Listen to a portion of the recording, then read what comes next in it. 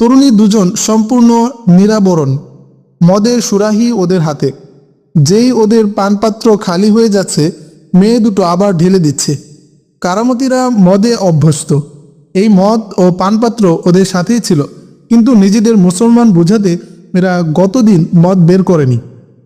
দীর্ঘক্ষণ আলেম ও সাথীরা কারামতি হায়নাদের অপকর্ম দেখলেন। যুবতী দুটোকে নিয়ে এরা কাবাবের মতো টানাটানি করছে, একজন ছেড়ে দিচ্ছে তো আরেকজন আবার কোলে টেনে নিচ্ছে। সেই তালে চলছে সুরাপান। এক পর্যায়ে কারামতি কমান্ডার উঠে দাঁড়িয়ে গেল। বেশি মদ পানের কারণে ওর পা দুটো টলছিল। দাঁড়িয়ে নিজের কাপড় খুলে ছুঁড়ে ফেলে দিল কমান্ডার। আরেকটি মেয়েকে পাঞ্জায় নিয়ে ঘাসের উপর শুয়ে দিল, হামলে পড়ল তার উপর। আলেম সাথীদের উদ্দেশ্যে বললেন, আঘাত হানো। সাথীরা সবাই একসাথে ঝাঁপিয়ে পড়ল। কারামতিরা ছিল মদে